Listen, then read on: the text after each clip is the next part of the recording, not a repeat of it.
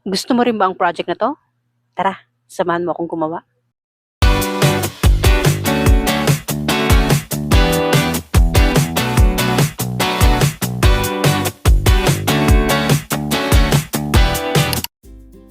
So, ang kailangan natin dito ay 5 pirasong fuzzy wire para sa pinaka-flower kung ano mang kulay yung gusto nyo. Yellow para sa stamen at green para naman sa may leaves niya. Dalawang green. Ayan. Kita niyo ba? Bale, yung ginamit ko dito is gel pen para mataba. Para malaki yung flower. So, ayan. I-roll lang natin ng 6 na beses. Then, pagkatapos nyan, 6 binilang natin. Tatanggalin mo yung isa at kailangan 5 na lang. So, and then, ito twist. Isang twist. Tapos, ipapasok natin doon. And, 3 twist or 2 pwede na rin. And, yan na. Yung isang petals natin.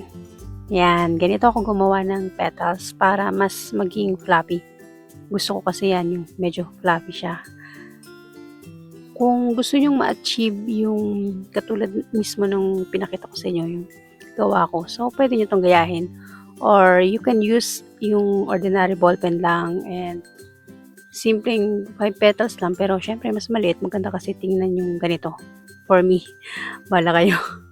Then yan, we need 5 petals. And kailangan pala natin ng extra fuzzy wire para pagsama-samahin natin to. So, ayan, tinug lang natin parang barbecue. Then pagsama-samahin natin and ilak. Yan. And yung sa middle part naman, kailangan natin i-press para maging ano siya, yung parang mas malalim. Alam mo yun, ayan o. Parang salbabida na hindi butas. And then, ito na. Para sa stamen niya naman, yung isang fuzzy wire na yellow, hinati ko lang siya sa gitna. And then, tinupik siya ng maliit. Tapos, yung sunod na tupi, parang kalahati nung maliit na ginawa mo yan. And then, i-roll yun lang natin. Ganito. So, para maging pabilog yung stamen niya, hindi yung ordinary na flat. Yan, gayahin nyo na lang to.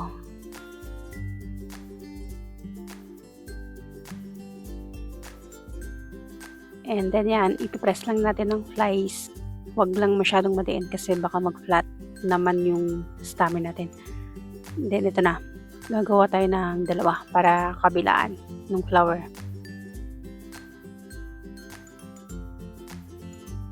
So after that, ididikit na natin.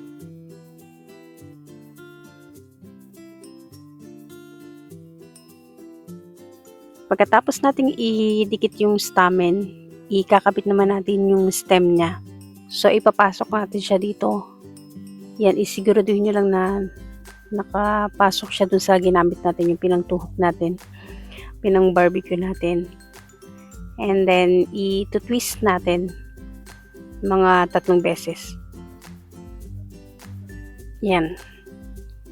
And then, gagawa tayo ng leaves. Ganito lang yung gagawin nyo. Isang twist lang yung ginawa ko. Same din dun sa isang side. Yung kabila naman na fuzzy wire yung kunin nyo. And then, yung sa pinakano naman, body, yan. 2 twist. Para lang magdikit. And then, puputulin na natin. Tapos, ayan. I-form yun na yung leaves niya. So, ang ginawa ko dito, diniinan ko lang yung sa dulong part. And then, parang inok siya pataas. Yan. And, syempre, para ma-secure, lagyan natin ng glue stick.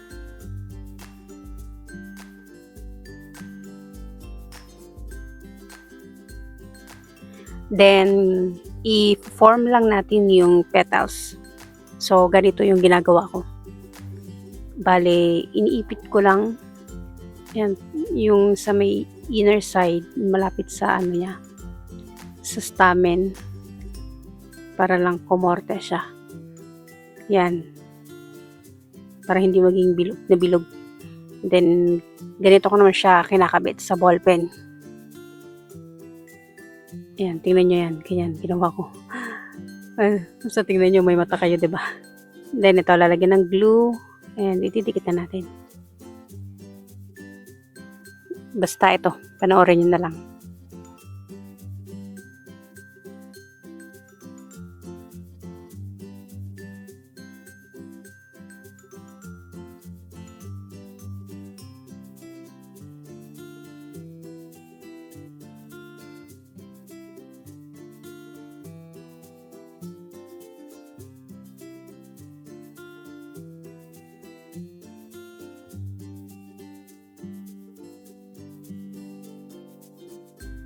Yan. So, ito na yung pen topper natin.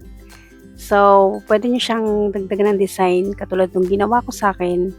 Nilagyan ko ng ribbon sa isang side. And then, sa kabilang side, nilagyan ko ng beads. So, kung nagustuhan mo yung tutorial ko, subscribe, bro.